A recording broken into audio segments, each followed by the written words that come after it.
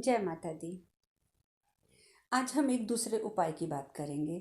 ये उपाय है दुर्भाग्य दूर करने के लिए।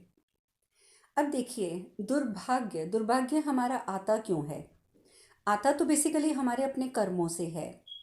और ये भी सत्य है, 100% सत्य है कि जब तक हमारे बुरे कर्म जो हम कर चुके हैं, चाहे इस जन्म में, चाहे पिछले जन्म में, चाहे पिछले से पिछले जन्म में, जब तक हम उन सब बुरे कर्मों के फल नहीं भोग लेते, दुर्भाग्य तो हमारे साथ लगा ही रहता है। हाँ, लेकिन कभी कभी ऐसा होता है कि हम कर्म तो काट लेते हैं। अब पिछले जन्म में या इस जन्म में या उससे पिछले जन्म में हमने जो भी गलत कर्म किया, जाने में अनजाने में, अब हमने उसका फल भी भुगत लिया। उसके जितने बुरे फल आए, एक फल के रूप में, रिजल्ट के रूप में जितने हमारे सामने आए, हमने उन सबको स्वीकार करा, भुगत लिया। लेकिन फिर भी ऐसा होता है कि उसके बाद भी कई बार हमारे कार्यों में रुकावट आ जाती है। अब जब इस प्रकार की रुकावटें आ जाती हैं तो वो कुछ तो हमारे कर्मों का इम्पैक्ट जो रह गया है वो तो रह ही गया है। इसके साथ साथ दूसरा ये भी होता है, किसी की बुरी नज़र लग गई है, किसी ने गलत नज़र डालकर आपके काम को रोक के रखा हुआ है, या आप इसको किसी भी दूसरे शब्दों में आप कुछ भी इसको कह सकते हैं। ठीक है, लेकिन अब समस्या क्या है कि हमारा तो काम रुका हुआ है। तो कुछ उपाय ऐसे होते हैं जिनको हम करते हैं तो वो जो कार्य हमारे बनने वाले हैं, जिसमें छोटी छोटी रुकावटें आ रही हैं, वो उसके रास्तों को खोल देते हैं। लेकिन मैं फिर से एक ही बात बोलूँगी, अगर आपके कर्म अच्छे नहीं हैं, पिछले कर्म तो छोड़ो, पीछे तो जो करके आए सो करके आए, इस जन्म में भी अगर आप अच्छे कर्म नहीं कर रहे हैं, अच्छे कर्मों की लिस्ट बहुत बड़ी होती है। आप, मैं अपनी कई वीडियोस में बता चुकी हूँ, आप उन्हें सुनिए, उन्हें समझिए और उन्हें करने का प्रयास कीजिए। जितना आपके कर्म अच्छे होते जाएंगे, हमारे रास्ते खुलने शुरू हो जाते हैं।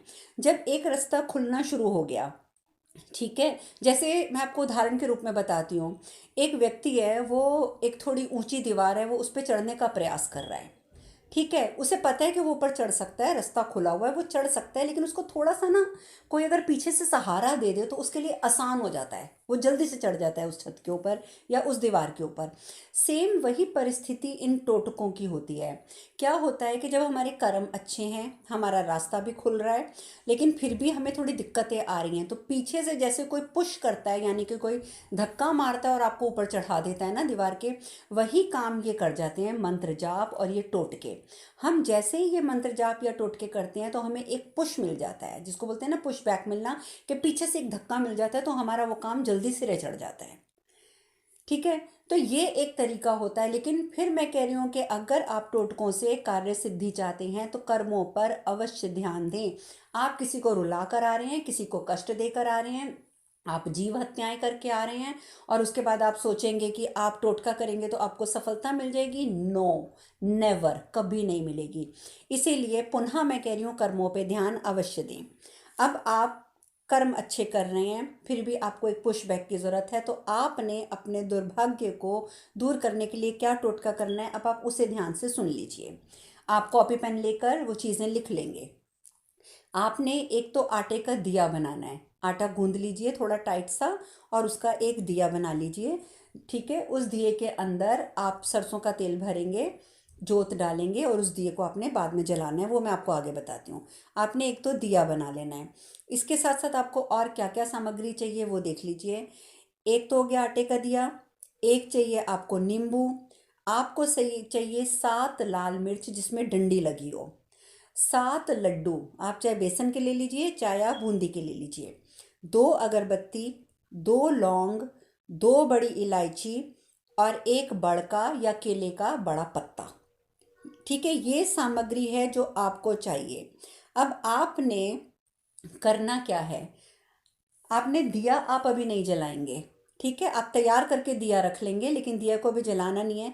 केले के पत्ते के ऊपर ये सारी सामग्री रख देंगे, आटे का दिया, नींबू, 7 लाल मिर्च, 7 लड्डू, 2 अगरबत्ती, 2 लौंग, 2 बड़ी इलायची, ये सब चीज़ें आप केले या बड़ के पत्ते के ऊपर रख देंगे। ये सब सारा सामान रखकर रात को 12 बजे, जब बिल्कुल सुनसान हो जाता है ना, आप 12 बजे ये सारी सामग्री लेकर किसी चौराहे पर जाएं। लेकिन जब आप घर से निकलेंगे तो घर से निकलते समय आप ये प्रार्थना करेंगे, हे दुर्भाग्य, हे संकट, हे विपत्ति, आप सब मेरे साथ चलें, आप सब मेरे साथ चलें। ये प्रार्थना करते हुए सारा सामान पत्ते पर रखकर आप घर से बाहर निकल जाएंगे।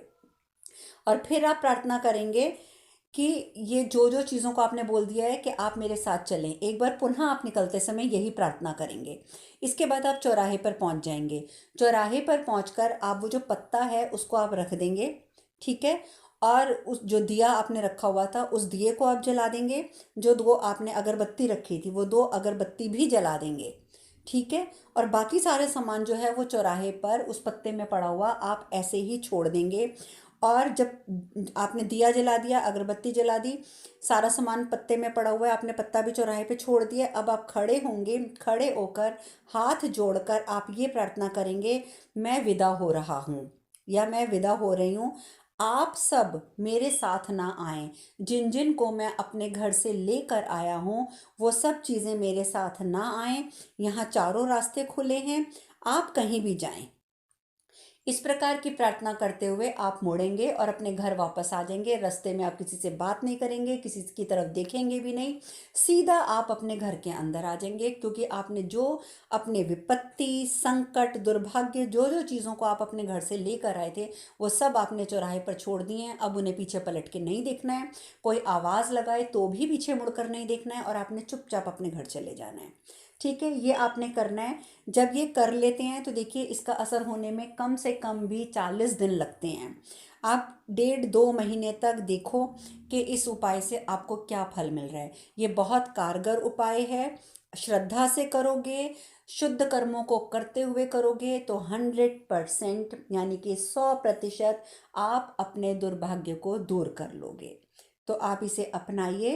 अभी भी अगर इसमें कोई ऐसी चीज़ रह गई है जो आपको समझ ना आई हो, आप मुझे व्हाट्सएप कर सकते हैं। डिस्क्रिप्शन बॉक्स में मेरा नंबर हमेशा होता है, आप मुझे व्हाट्सएप कीजिए, मैं आपको अवश्य उत्तर दूंगी। और अगली बार किसी नए टोटके के साथ मिलेंगे। तब तक के लिए हरे कृष्णा, जय माता दी।